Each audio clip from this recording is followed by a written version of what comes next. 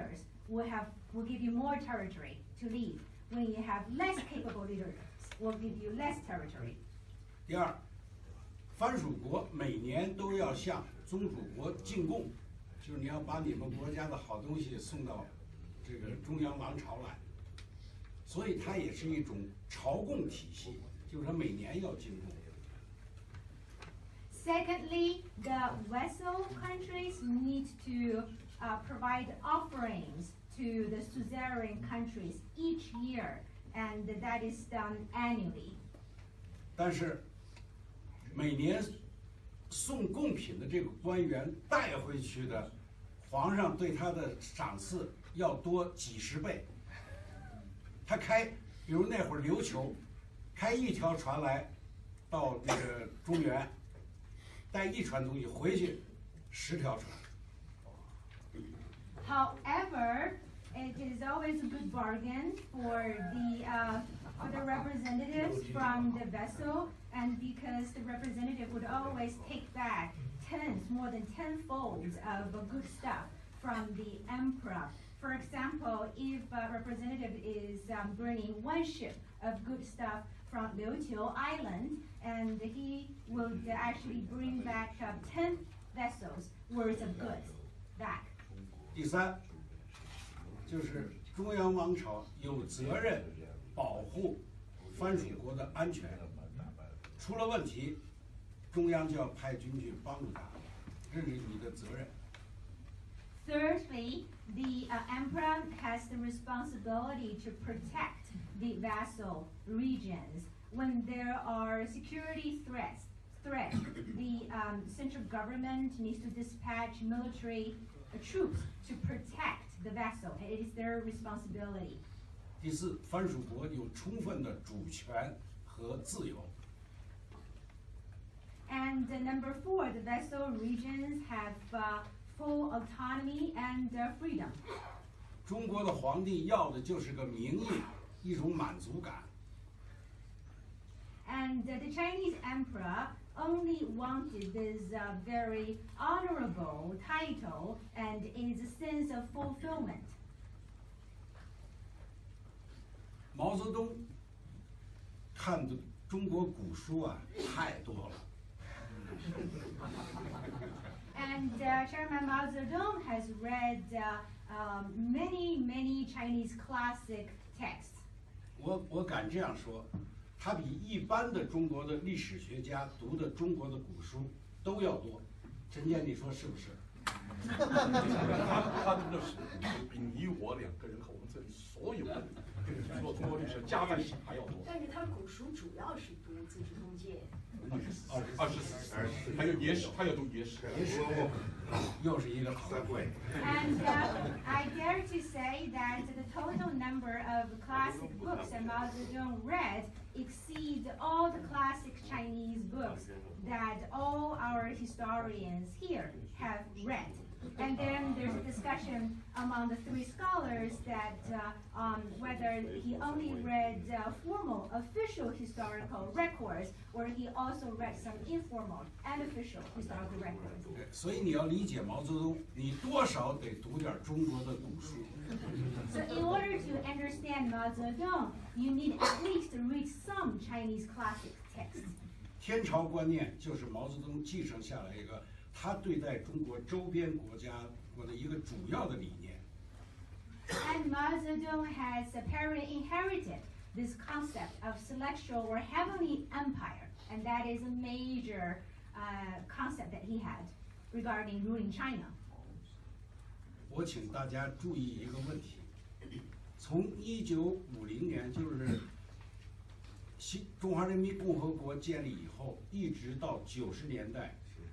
中国签订的所有的陆地边界条约，都是中国让步，都是中国在双方有争议的领土当中，都是中国做出了比较大的让步，有的多，有的少，但都是中国做出的让步。I ask you to look at one phenomenon here. Between 1950 and 1990s, that's which after People's Republic China was founded till the 1990s, among all the treaty or the border treaties of inland areas between China and other countries. China always kind of taken a concession point of view, and whenever there are confrontations, it was always China who made compromise, be it a bigger compromise or a smaller compromise. 我给你讲一个中国古代皇帝的故事，然后讲一个毛泽东的故事，都跟领土有关，你就知道他们俩的想法特别相近。I would like to share with you a story about an ancient emperor and a story of Mao Zedong. Both are about their attitude regarding territories. After you hear these two stories, you probably understand why I say they share very similar ideas. 清朝雍正6年，这个越南王和这个云南王，他们两个为一块土地发生了争执。And during the Yunzhong Emperor's time, and this is the 6th year into his ruling, that the leader of Vietnam and the leader of Yunnan came into a confrontation. 这个争议的这块土地呢是有120里，当时雍正呢就大笔一挥，就给了越南王80里，给了云南王40里。And this land dispute involved 120 li area. And Emperor Yunzhong made this decision very quickly. He gave the leader of Vietnam 80 li and gave Yunnan 40 li. 云南王没有说什么，说他就同意了。但是越南王呢上了个折子，觉得应该那个40里也应该给他。Yunnan, the leader of Yunnan took it without any argument. However, the leader of Yunnan was not happy. He wrote a proposal to the emperor and asked to get that 40 li as well. 雍正就不高兴了，拿御笔批了一大段话。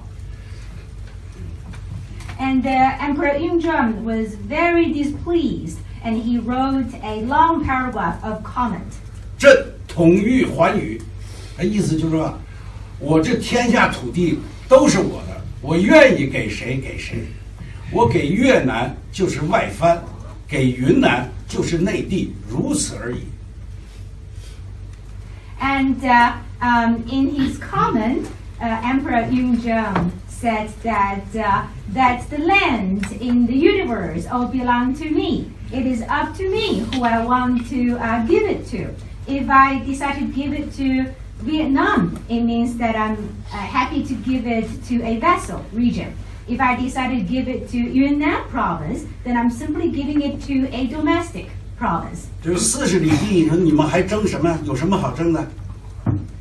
There is no point arguing over only a 40 li area.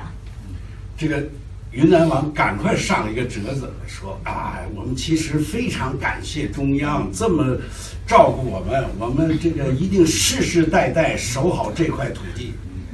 And after learning the position of the emperor, the leader of Yunnan immediately submitted a proposal saying that we greatly appreciate the central government caring to us, and for generations we will protect this land.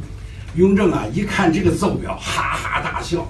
哎，既然这样，那40里你就拿去吧，替朕永守之。And after seeing this proposal, the Yunzhong emperor was extremely glad, and he laughed. He outburst a laugh, and he said, now that I see you understand me, I'll give you that 40 li as well. You keep it for me. 然后再讲一个毛泽东的故事。Now it's a story of Mao Zedong. 2000年啊，这个。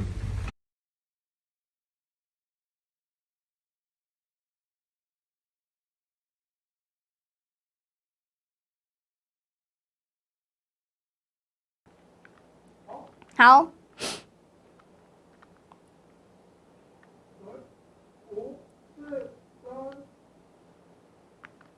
歌迷啊就不太明白，说因为视察这个中文词在中国的意思是上级到下级检查工作叫视察。And Jiang Zemin was not happy with the wording, inspection, because inspection in Chinese means that it is activity done from the superior to an inferior. 说你一个朝鲜领导人到东北，怎么叫视察？说您那不是视察，是访问。And he was questioning the North Korea. You are being a leader of North Korea. How can you use the word inspection when you go to the northeast region? It is not inspection. It is simply a visit. 不，视察。我爸跟我说的，东北都是我们的。The North Korean leader insisted on using the word inspection because he said, "My father told me so. The entire northeast region belonged to us." 江泽民就更晕了，说：“我说其实这话也不是我爸说的，是毛主席跟我爸说的。” Jiang Zemin became even more confused, and then the Korean leader said, "Actually, this was not from my father. After all, it was what Chairman Mao told my father." So. 江泽民就停止了那个谈话，他谈不下去了，就是赶快下来找中央联络部部长朱良。And Jiang Zemin stopped there because he couldn't continue. Immediately he went to seek the advice from the Central Government Liaison Director, Zhu Liang. 我说朱部长啊，今天金正日来说了什么什么，说这些话都是毛主席说的，你赶快查一查，毛是不是说过这些话？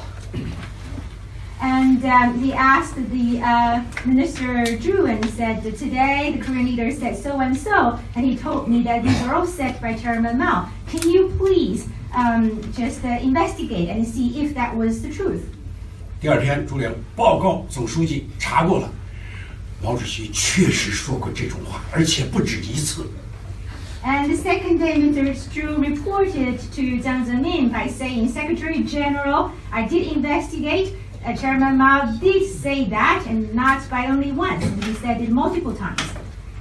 我在写这本书的时候查了一下，从1958年到1964年，毛泽东就提到中朝领土问题和东北问题，一共讲了5次类似的话。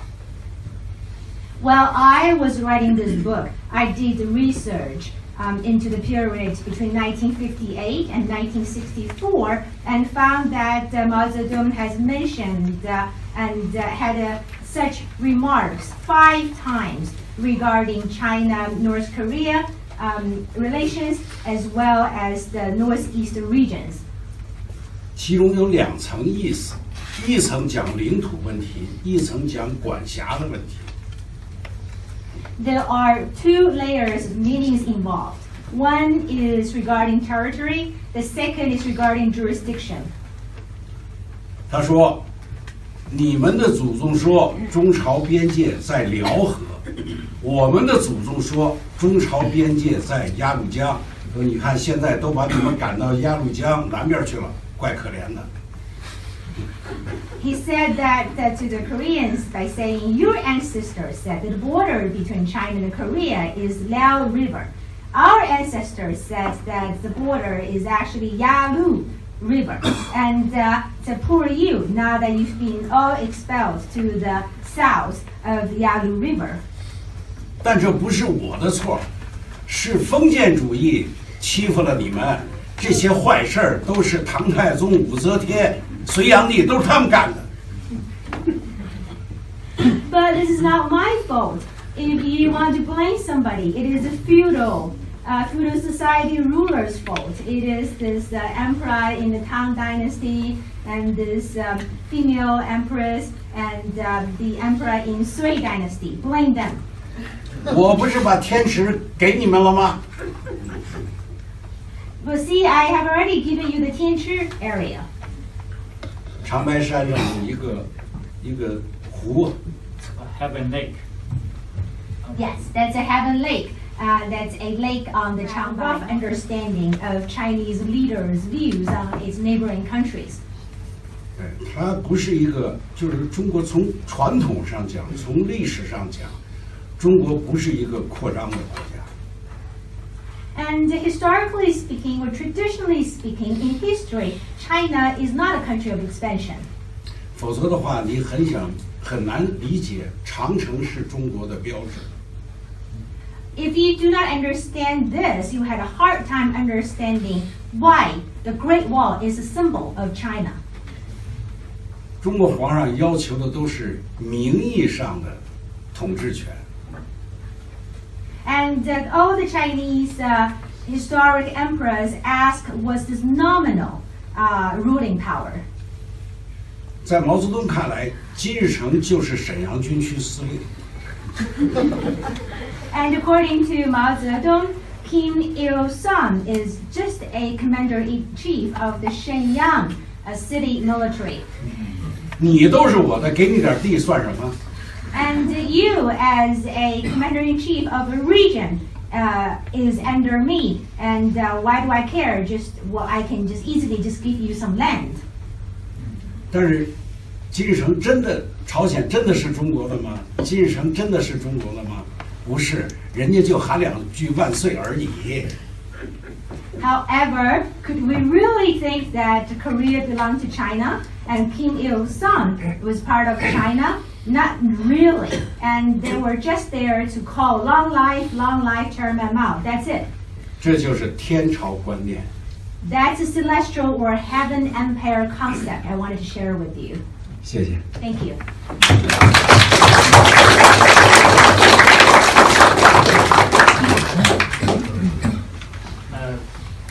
Christian said that I should say a few words, but as you know, these are the books of Professor Seng and Professor Lee. I have some small role in making the English version. So it has been my great pleasure to have worked with Professor Lee and Professor Seng in the last 10 years. They are the two of the most prominent historians in China. In the last 10 years, after we produced 3 monographs in English. In addition to these two, there are also Mao and the Sino-Soviet Partnership, 1945-1959, a new history, which was published in 2015. We also collaborate to publish many, I would say, or numerous major articles, which were published in the English Language Journal. So what is my rule? I said I have a very small rule. So in these English manuscripts, these books and articles, Professor Lee and Professor Seng graciously granted me much freedom in deciding what I want to include in the English version, what I want to add based on my reading of secondary literature and other sources, and what I think should be included. Professor Seng's book on the history of Sino-North Korea relations was previously published in Japanese. I think that is 2015. 日文是2016年出版的。Okay. So actually, you see, the English version was first the Japanese version was first published in 2016. Then is the Korean version.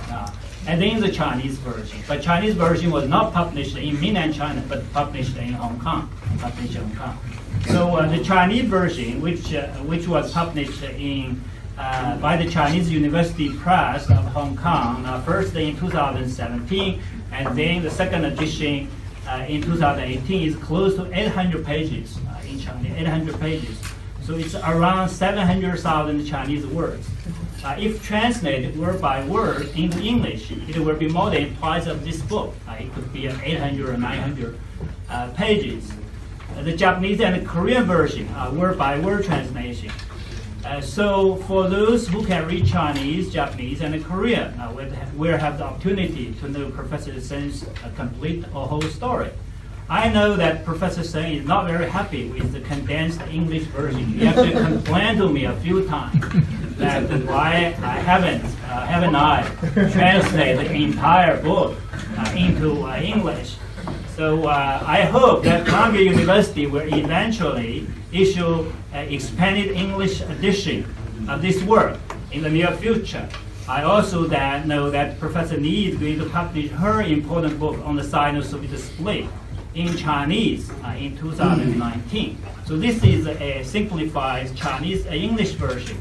But Professor Li is going to publish her complete story of Sino-Soviet split from 1959 to 1973 next year, hopefully in mainland China. Hopefully. So which will be much longer than this one. It will be over 600,000 words in Chinese and over 750 pages if translated word by word into English. So I'm not going to say how I did in these English editions. The judgment belongs to Professor Greg Berdinsky, who is going to offer his comments and your readers here. I would say that if you like these books, the credits go to Professor Seng and Professor Li. If you found error or mistake in the books, I'm solely responsible. Thank you very much.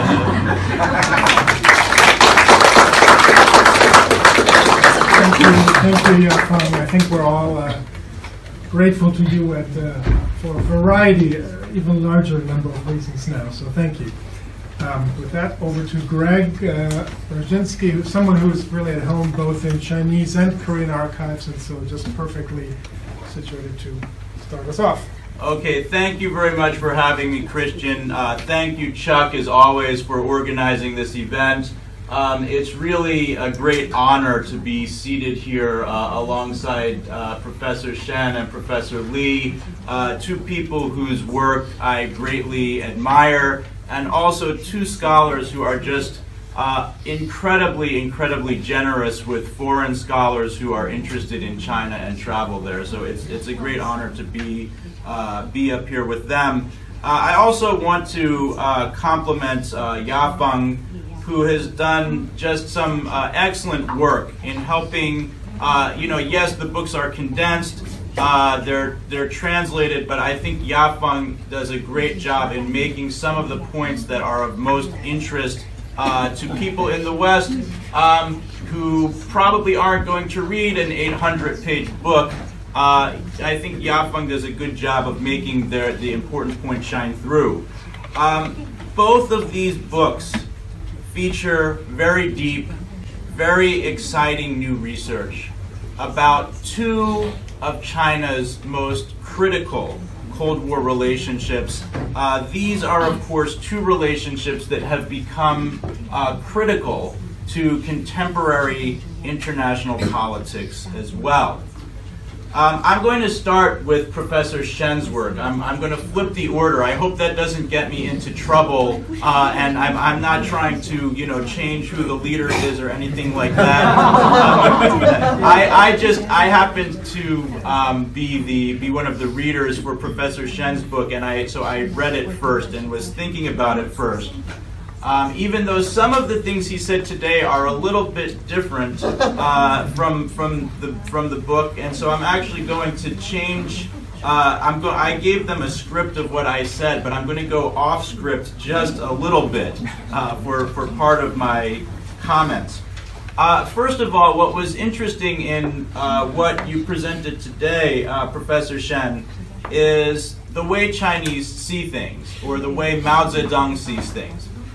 And from what you were saying, what's really dominant is this idea of Mao as empire.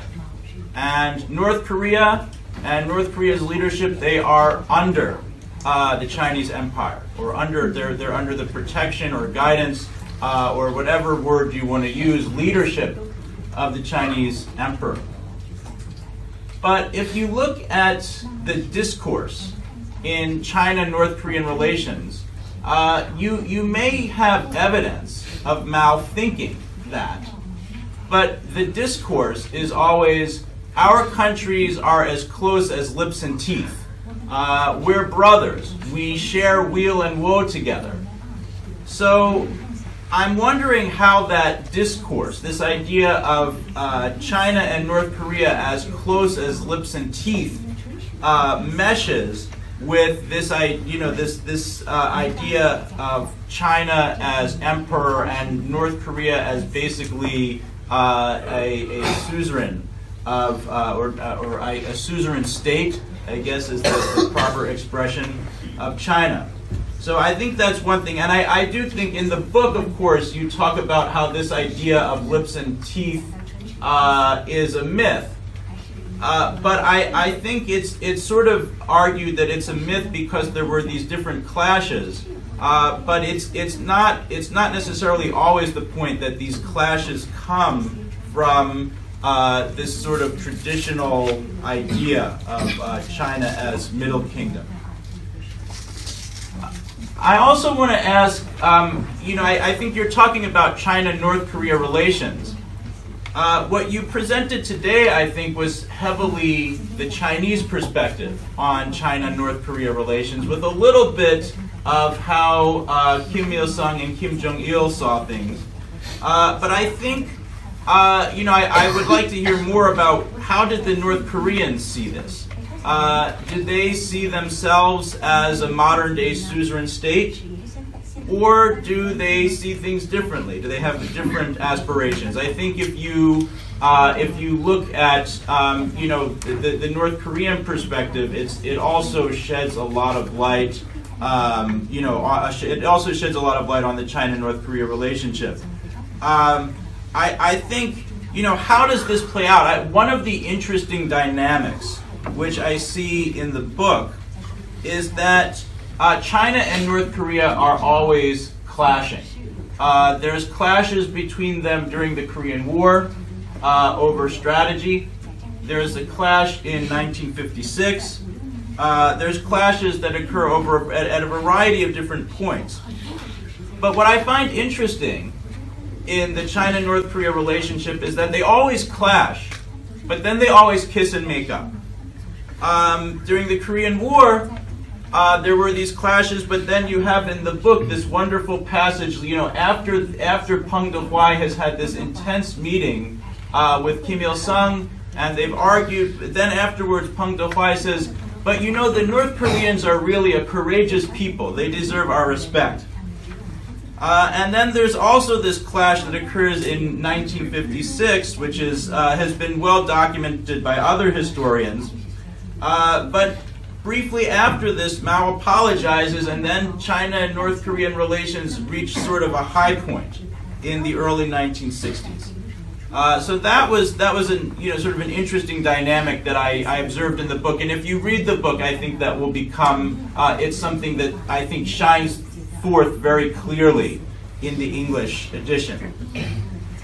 Second, I think what you say about China and North Korea is interesting in terms of the alliance, right? Because it is an alliance. And, I wonder how some of these aspects of Mao's view of Kim Il-sung and the Chinese view of North Korea, how do they make the China-North Korea relationship different from other relationships within the Soviet, within the communist world? Because they were all supposed to be united by a common idea, revolutionary socialism, right? Or socialist internationalism. But I heard virtually zero socialist internationalism in what you just said. So I think, what does that say about socialist internationalism as an interpretive tool for relations within the communist bloc? I want to turn now to Professor Lee's book, which I also found to be just a very, very impressive book. When I first was told, actually, that Professor Lee had written a book about the Sino-Soviet split, I was a little worried. Why? Because there's so many books about it that have come out. Lorenz Luthi, Sergei Radchenko, Austin Jerslid, Jeremy Friedman, who's sitting in the back. They've all done this very impressive work on the Sino-Soviet split. So I was thinking, how is she possibly going to say anything new about this? But she does. She has a new interpretation which I think sheds great insight into the broader nature of socialist alliances. On the one hand, how the ideals of revolutionary socialism clashes. One of the things that I really liked about the book was its thematic and chronological breakdown. One of the most interesting chapters in this book deals with the Sino-Soviet split in Korea and North Korea, Vietnam, and Indonesia. And it's sort of interesting because you've had a lot of people looking at the Sino-Soviet split and how it played out in different regions, but no one has actually put these three countries together, at least in the West. And they should be put together because, they're common geography. And I think that this book really yields insight into the appeal of Maoist models of revolution in Asia, and why the Soviets sometimes had difficulty undermining this appeal. I was going to comment actually on your title, but then I heard that your title in Chinese is different from your English title. I actually like your Chinese title better because it's in many ways a more appropriate title for the book. When I first heard that the book was called Mao and the Sino-Soviet Split, I thought, well, she must be arguing that Mao is the real driving force behind the Sino-Soviet split. But that is actually not what you're arguing at all. I think, to my mind, you actually place less blame on Mao than Lorenz Luthi or Sergei Radchenko do. And so I was thinking you should have called it something like Inevitable Differences, but I think this other title, I don't have it. They broke up and regretted breaking up is what I got from the translator, but I think that actually works better in a lot of ways. An interesting point that you make in the book, one of the arguments that you make in the book, is that the Sino-Soviet split ultimately led to the collapse of the socialist bloc, and it changed the correlation of global forces in favor of the United States. This may come as a surprise to many people in the West who still think Ronald Reagan caused the demise of the Soviet Union and communism. I'm not saying they're right. I'm not saying you're right, but according to your book, the final split between China and the Soviet Union occurs during the late 1960s and early 1970s. But from the American perspective, the Soviet Union doesn't seem to be getting weaker in the late 1960s and 1970s. In fact, it seems to be getting stronger during the 1970s, and this was evidenced by Soviet adventurism in Afghanistan and Africa. And so, how can you reconcile the Soviet Union's greater adventurism during the 1970s with this idea that the Sino-Soviet split is shifting the balance in favor of the West? A final point that I'm interested in your book, Professor Lee, is the relationship between international politics and domestic politics, especially when it comes to the Cultural Revolution. Most scholars start with the Cultural Revolution and then look at how the influence of the Cultural Revolution got projected outward. For instance, they often argue that the radicalism of the revolution caused China to isolate itself from the rest of the world and damaged its relationships with its neighbors. But your arguments at times seem more focused on how the international caused the domestic. You write that the Sino-Soviet split became one of the origins of the Cultural Revolution. So I wonder what you see as the most important driving force here. Did domestic politics and ideas drive China's foreign policy, or was it the opposite? I think both of these books, I've raised some questions for the authors, but I think these are, I think every great book raises big questions and raises important questions. And so I think it's really a sign of the significance of these works that you read them and they leave you with a lot more questions.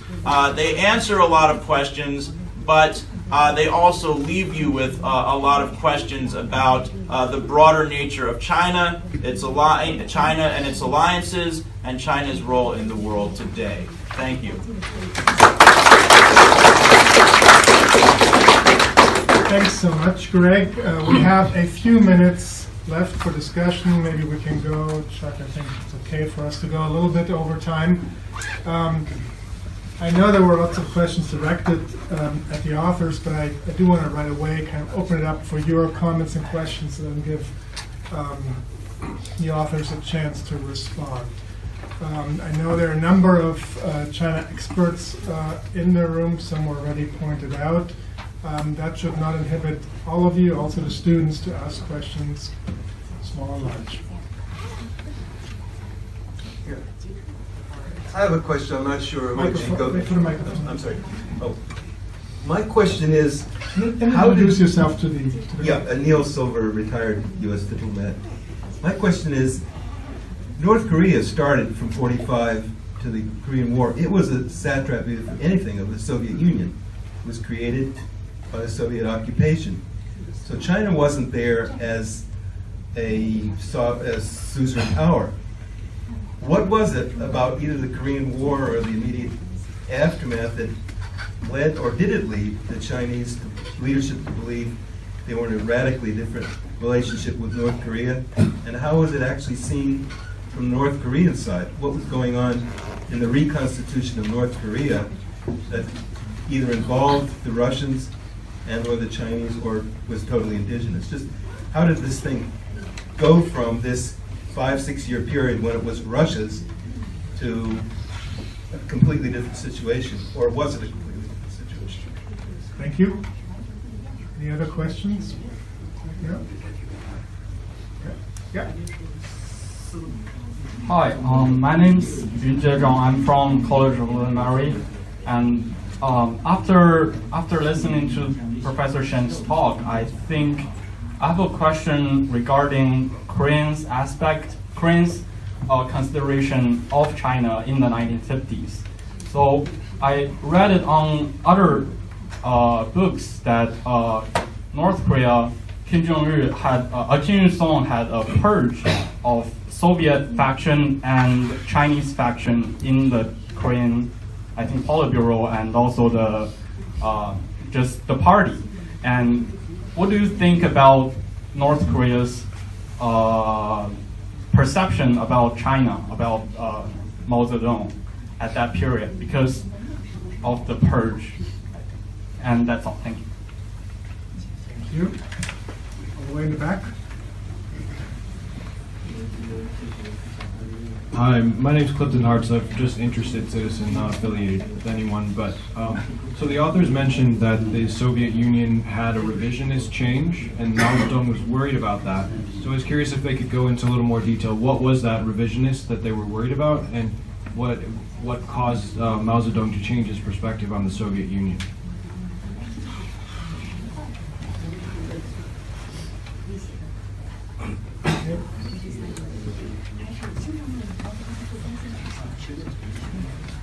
Okay, why don't we go for some responses?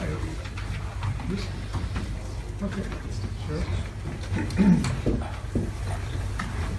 Hi, my name is Clark Wu, a PhD student from the Catholic University of America.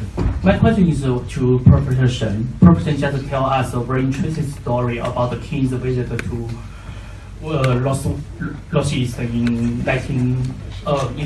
in 2000. And my question is about, since China already established the formal relations with South Korea in 1992, and you mentioned in your book or some other place, so since then North Korea gives the trust the Chinese government or Chinese Communist Party since then. So I wonder why the Kim Jong-un's father, he is so naive, he still claims that the North is belong to us. I don't think the king maybe is naive to see. I think it's kind of like a test to Chinese Communist Party leaders at that time. So could you elaborate more details about that? And the second, I have a few comments about Professor Shen's last comments about China's peaceful culture. Actually, I may disagree with that part. I don't think there is a peaceful strategic culture for China and the Middle Kingdom. It's kind of Chinese exceptionalism. The Chinese Communist Party leaders often claim the peaceful rights. You talk about the Great War, but I think for Ming Dynasty, so why the emperors, they built the Great War? Because they fight, they cannot fight. They cannot win the war with the Mongolians. It's too costly for their war with Mongolians. So that's why the reason they decided to build the Great War. So what I think for Chinese empire, the history is like when their power growing, they become aggressive and very militarist. But when their power decline, they become very defensive. So I don't think there is a consistent strategic culture or peaceful or defensive mindset for Chinese emperors. Thank you. Salman? I'm Salman Khan. I teach at Tufts, and I think of myself as one of the foreign students of沈志华and Li Danhui.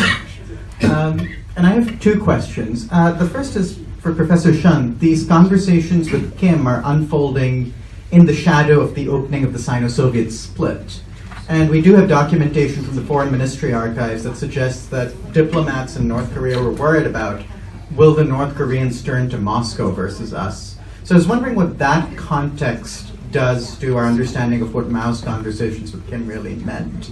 And then the second question was for Professor Lee, and it's about this Lianmei Kangsudoanti, the allying with the Americans to oppose the Soviets, roughly translated. And that's what they say, but if you look at what they do, we had this whole conversation this morning about how the Chinese get anxious about the American quest for an alliance. They don't want to be allied too closely with the Americans, and they don't want to be pushed into a war with the Soviets. And in the 70s, of course, this is what gets Zhou Enlai into trouble. So I'm wondering if you could take the story forward and tell us where the turning point is, or is it just a difference between slogan and practice? Thank you. Let's take one more question. You won't have a chance to answer them all, but I think it's good to get the questions on the table. Yeah. This is Lambiel from the George Washington University. After listening to Professor Shen's comments about the border issues, I just came to the idea that this summer I went to Yanbian region in China, and so I made lots of friends from Korea with black passport, friends from South Korea with the green passport, and the friends from China with the red passport, all Korean people, but they belong to different countries. So I just want to have a brief comment about the historical, geographical, geopolitical importance of the Kando Yanbian region in terms of the Sino-Korean relationship. Thank you. Thank you. Lots of questions. Maybe you can weave some of the responses together in your answers.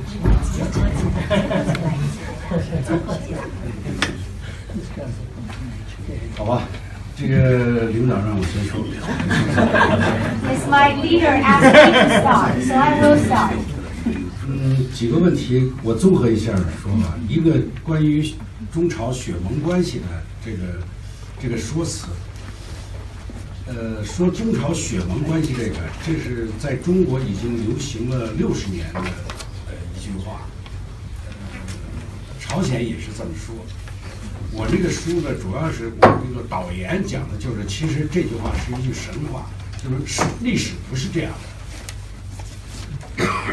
The first, well, I will sum up the several questions and answer them sort of together. The first question is regarding the saying of the lip and teeth relationship between China and North Korea. China has been using this wording for 60 years, so is North Korea. And however, in the introduction book, part in my book, I mentioned that this is actually just a myth. Historically, that's not true. 1955年，苏联大使馆给外交部写了一个报告，讲当时的他们观察到的中朝关系。In 1955, the Soviet Union embassy and submitted a report to the Foreign Affairs Office, and in it, it illustrated the China-Soviet Union relationship that it had observed. 原话是这么说的。祖国战争没有实现祖国的统一，主要是中国人在捣鬼。And the original text goes like as the following, that our country's battle it had observed. 原话是这么说的：祖国战争没有实现祖国的统一，主要是中国人在捣鬼。 And the original text goes like as the following, that our country's battle had not achieved unification. That was due to China. 是他们不想让我们统一，他们害怕我们统一。 They didn't want us to unify. They are afraid of our unification. 我在这个书里头详细分析了朝鲜战争时期中国和朝鲜的高层之间的矛盾和分歧。 And in my book, I had written in detail the dispute between the high-level Chinese officials and North Korean officials during the Korean War. 所以我得出了一个结论：中国为朝鲜流了不少血，但是没有形成友谊。 And my conclusion was that China has shed a lot of blood for North Korea. However, no friendship was maintained. 但是就两国家利益来说，这个同盟关系是形成了，因为他们都是在社会主义阵营的这个框架内共同对付美国，所以这个同盟关系是有的。 However, just considering the national interest, we could say the allies between the two countries were founded because they were both part of the socialist bloc, and they both had this goal to fight against the United States. 但是这个同盟关系，它指的是一个外在的两国的利害关系，并不是指领导人之间的关系。 However, these alliances only existed among the leaders of the two countries. It is external, and it is only among the national interest. It is not the real relationship between the leaders of the two countries. 毛泽东曾经2次向苏联建议撤掉金日成，一次是1949年，一次是1956年。 And Mao Zedong had twice advised the Soviet Union to let go Kim Il-sung, and one was in 1949, one was in 1956. 后来他发现这个事做不成，然后他就改变了自己的做法。 But then later he found that he couldn't succeed in doing this. Then he changed. 他在中朝关系最紧张的时刻做了2件事儿，来这个收服金日成。 And during the most intensive time of the China-North Korea relationship, he did 2 things to kind of persuade Kim Il-sung. 1957年决定把所有的住在朝鲜的中国军队全部撤回。 In 1957, he decided to withdraw all the troops, the Chinese troops based in North Korea.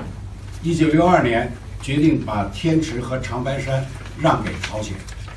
And in 1962, he decided to give the Heavenly Lake and the Changbai Mountain to North Korea.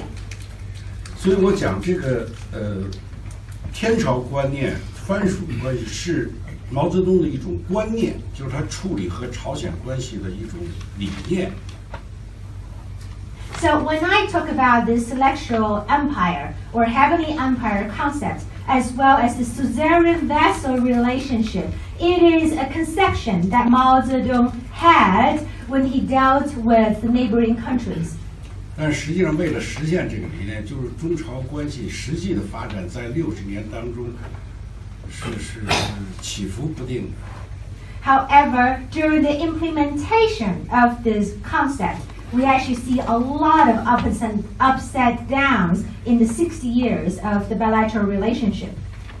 第二个，我解释一下，北斗湖那个就是关于国际主义和这个藩属关系等之间的联系。 Secondly, I wanted to answer this question about the connection between the Socialist International and the suzerain vassal relations. 其实，在很多方面，这个国际主义的观念和中国传统的这个宗藩关系的观念是相通的。Actually, in many ways, that this socialist internationalism and the Suzerain-vassal relations share similarities traditionally. 比如无产阶级没有祖国，没有国家的观念；比如这个没有国界的观念。中苏原来就没有国界，咱们都是兄弟，要什么国界？这些都是很相似的。For example, for those classes, people of certain classes who do not have any possessions or properties, and they really do not have this border kind of divisions. And there are no nations, borders among them. And historically, China and the Soviet Union said, we do not have any borders between us. 而且1949年，斯大林就答应说，毛泽东，你就是亚洲革命的领袖。它自然就形成了，哇，这中央王朝又回来了。So back in 1949, Stalin promised Mao Zedong as the leader of the Asian Revolutionary. So there automatically, Mao felt that the Celestial Empire came back to him. 第三个，我解释一下中国和朝鲜关系、苏联和朝鲜这个三角关系到底是怎么运作的。Thirdly, I want to talk about how this triangular relationship of China, North Korea, and Soviet Union was operated. 就中国跟朝鲜的关系啊，它有两层，一个是历史上的，一个是地理上的这种必然的联系。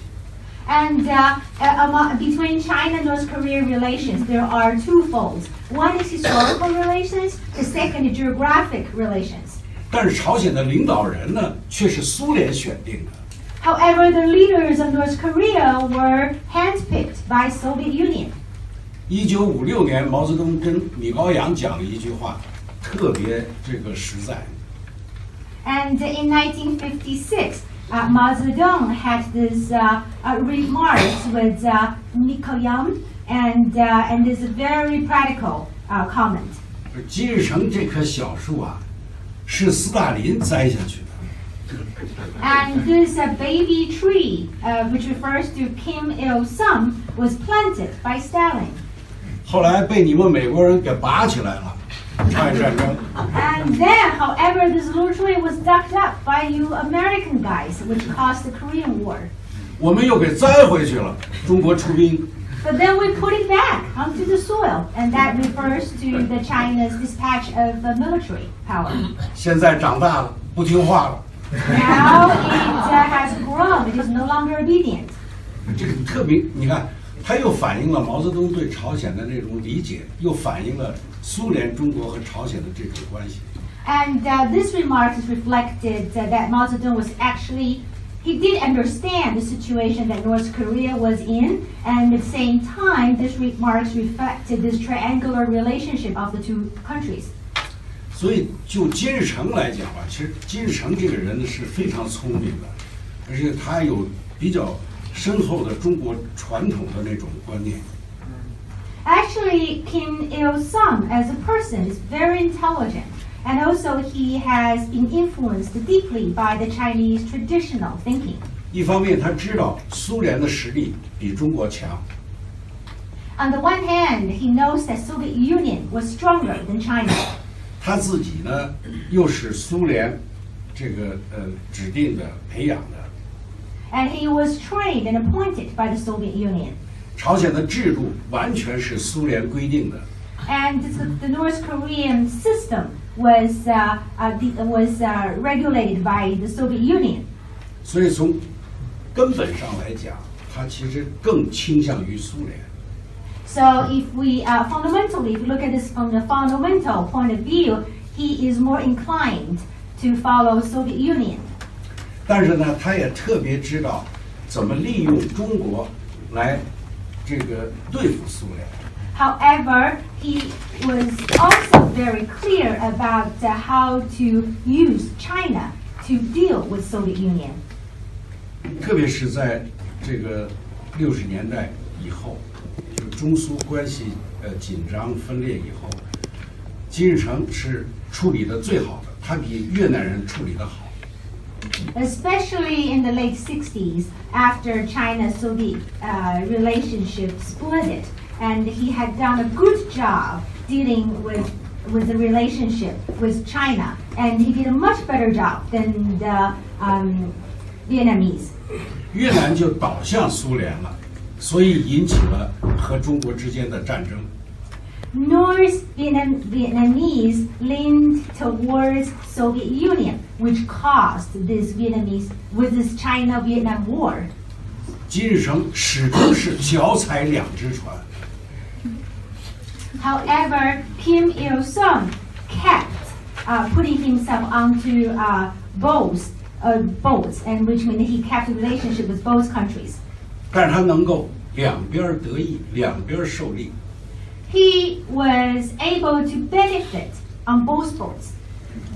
关键的原因就是这两个大国不和。The key reason was that because the two other big countries did not like each other. 是不是有点像现在这个情况？ Is it somehow familiar to the current situation? 最后讲一下所谓和平主义，刚才这位先生提这个。Finally, I want to comment on this peaceful stance. 我不是讲我也没有书里头和刚才我的讲话当中也没有讲过和平主义这个概念，我讲的也不是中国的和平政策或者是侵略政策这个问题。Well, neither in my book or in my comment earlier, I really didn't touch upon this peaceful theory or or China's stance on keeping a peaceful relationship with others or invading others. 这个5000年的中国历史当然是有和平的时候，有战争的时候。And in the 5,000 years of history, there was, of course, peaceful time and wartime. 而战争的目的是什么？ However, we need to look at the purpose of the wars. 如果战争的目的是为了掠夺更多的领土，它就是一种扩张。 However, if the purpose of the war is to loot more territories, then it is expansionism. 这个另外一个就是你再观察一下，凡是中国就是战争比较剧烈的时候，其实都是不是中原民族对外打，而是外族打到中国来，比如蒙古、清朝、满人。其实，在原来的意义上，他们都不是中原文化，他们是外来的打进来，但是它的结果是什么呢？是它被中原文化给吞噬了。 Well, if we observe deeper in China's war history, whenever it is the most fierce wartime in the Chinese history, it was actually not the war initiated by the Chinese people. Usually it is invasions from other races or ethnic groups, such as the Mongolians or the Manchua people. And they invade the Chinese people, and the result is usually that they were assimilated by the Chinese. 从历史上讲，中国是一个内向的国家，而不是一个外向型的国家。 So I would say historically, China is more of inward-looking nation, not a outward-looking country. 延边问题，咱们私下交流。 We can talk in private about this Yan'an issue, Yanbian issue. 好，我来回答问题。我先回答虎子的这个第一个啊，就是虎子的第一个问题就是关于说中苏分裂就把苏联搞垮了。那么你看到的是，其实70年代苏联是越来越强。我好像没有这个意思，因为如果说中苏分裂立刻就把苏联搞垮了，那么中美之间就失去了这个联合的基础，就是你失去了一个共同对付苏联这个威胁的基础，那么中美关系呢就没法再发展下去。其实啊，这个 Yeah, let me answer Greg's first question about whether the China-Soviet Union relation split has caused the collapse of Soviet Union. And you. 最后讲一下所谓和平主义，刚才这位先生提这个。Finally, I want to comment on this peaceful stance. 我不是讲，我也没有书里头和刚才我的讲话当中也没有讲过和平主义这个概念。我讲的也不是中国的和平政策或者是侵略政策这个问题。Well, neither in my book or in my comment earlier, I really didn't touch upon this peaceful theory or these or China's stance on keeping a peaceful relationship with others or invading others. 这个5000年的中国历史当然是有和平的时候，有战争的时候。And in the 5,000 years of history, there was, of course, peaceful time and wartime. 而战争的目的是什么？ However, we need to look at the purpose of the wars. 如果战争的目的是为了掠夺更多的领土，它就是一种扩张。 However, if the purpose of the war is to loot more territories, then it is expansionism. 这个另外一个就是你再观察一下，凡是中国就是战争比较剧烈的时候，其实都是不是中原民族对外打，而是外族打到中国来，比如蒙古、清朝、满人。其实，在原来的意义上，他们都不是中原文化，他们是外来的打进来，但是它的结果是什么呢？是它被中原文化给吞噬了。 Well, if we observe deeper in China's war history, whenever it is the most fierce wartime in the Chinese history, it was actually not the war initiated by the Chinese people. Usually it is invasions from other races or ethnic groups, such as the Mongolians or the Manchua people. And they invade the Chinese people, and the result is usually that they were assimilated by the Chinese. 从历史上讲，中国是一个内向的国家，而不是一个外向型的国家。 So I would say historically, China is more of inward-looking nation, not a outward-looking country. 延边问题，咱们私下交流。 We can talk in private about this Yan'an issue, Yanbian issue. 好，我来回答问题。我先回答虎子的这个第一个啊，就是虎子的第一个问题就是关于说中苏分裂就把苏联搞垮了。那么你看到的是，其实70年代苏联是越来越强。我好像没有这个意思，因为如果说中苏分裂立刻就把苏联搞垮了，那么中美之间就失去了这个联合的基础，就是你失去了一个共同对付苏联这个威胁的基础，那么中美关系呢就没法再发展下去。其实啊，这个Yeah, let me answer Greg's first question about whether the China-Soviet Union relation split has caused the collapse of Soviet Union. And you mentioned that in 1970s, Soviet Union appeared to be quite powerful. But actually, in my book or in my presentation, I didn't mean to give you this impression that the split has caused the collapse of Soviet Union. Actually, it's just opposite, because Soviet Union remains strong, and it has provided a basis for the China-US alliance, because they now have a shared goal, which is to tackle the Soviet Union. 从这个国际舞台上来看啊，中苏分裂呢，我们可以说是造成了2个结果，一个就是社会主义阵营的分裂，一个是共产主义运动的分裂。So on the international stage, we could say that the China-Soviet Union split has caused two consequences. One is this breakdown of the socialist bloc in the world. The second is the disappearance of the communism movement. 从社会主义阵营的角度上来讲，中国后来就是说我退出社会主义阵营。既然社会主义阵营还是以苏联为首，那么我退出。那么国际共运呢，是大多数国家都跟着苏联跑，因为中苏分裂以后，国际共运也发生分裂，产生了许多的左派的党、左派的组织。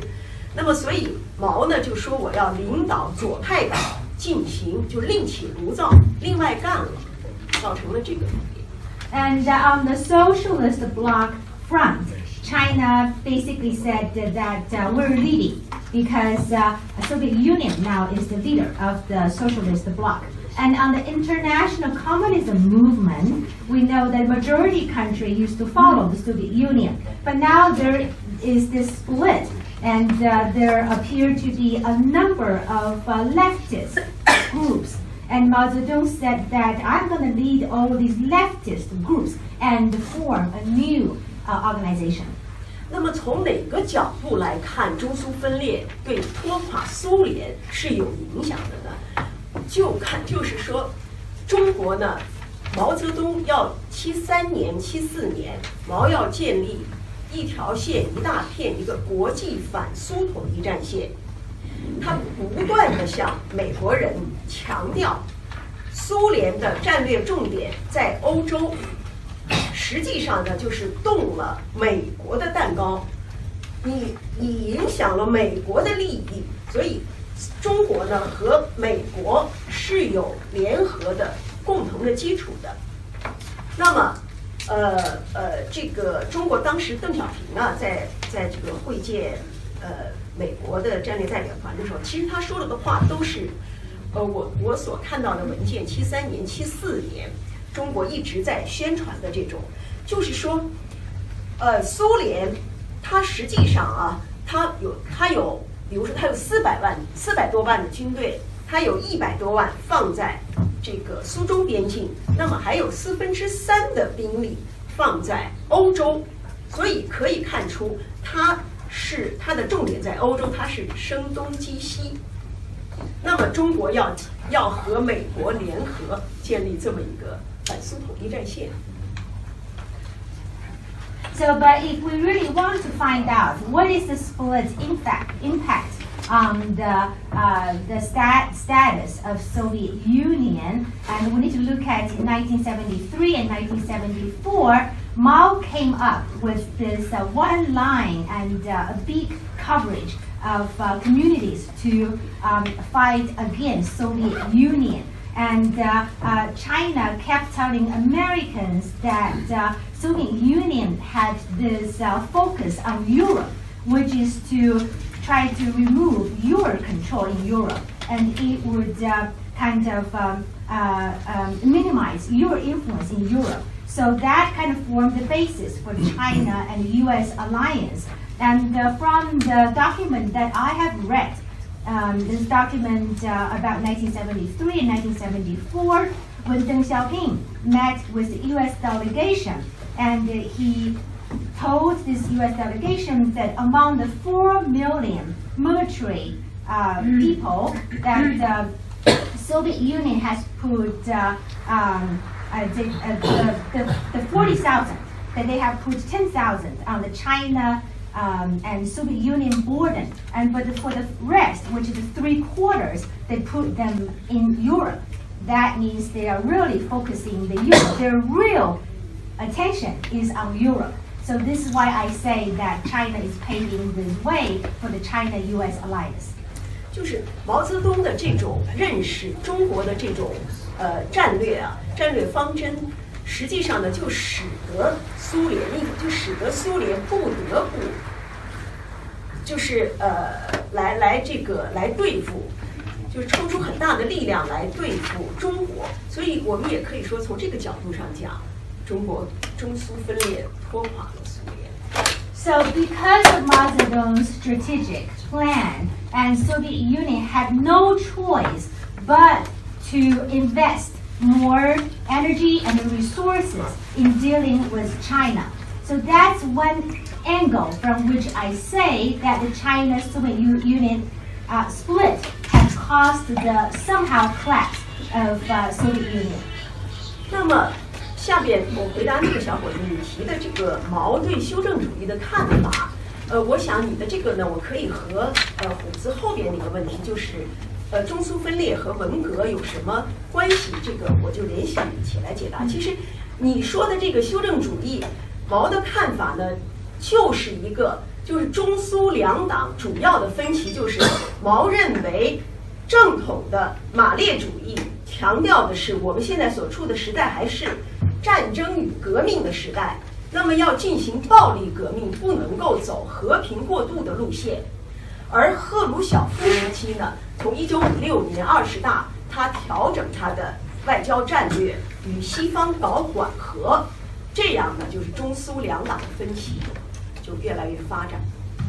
Now I'd like to answer this young gentleman's question about how Mao Zedong looked at Soviet Union's revisionism, and I would like to combine this answer with Greg's question: is what is the split impact on the Cultural Revolution? And at Mao's time, he thought that the major difference between the Chinese Communist Party and the Soviet Union's Communist Party was how 国人相信，韩国人相信，美国人也相信。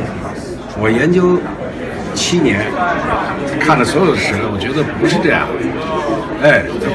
就不是人们理解的那种鲜血凝成的友谊，什么鲜血凝成的同盟，情况是比较复杂，就像我刚才讲的那样。友谊是有，但是互相也有猜忌，也有分歧，也有矛盾。但是他们不想让他们的敌人知道，他们地缘政治要求他们对外是一种同盟的形象，所以大家都编造了一个神话，就讲了60年。那现在朝鲜和美国之间，这个他到底是倾向美国还是倾向中国？我觉得从心底上他谁都不相信，但是他两边都要利用。就像刚才我在会上讲的，就是金日成利用中苏之间的分歧和矛盾，寻找朝鲜的外交空间，道理是一样的。现在金正恩也在利用中美之间的这种矛盾和分歧来寻找朝鲜的外交空间、生存空间。谢谢您。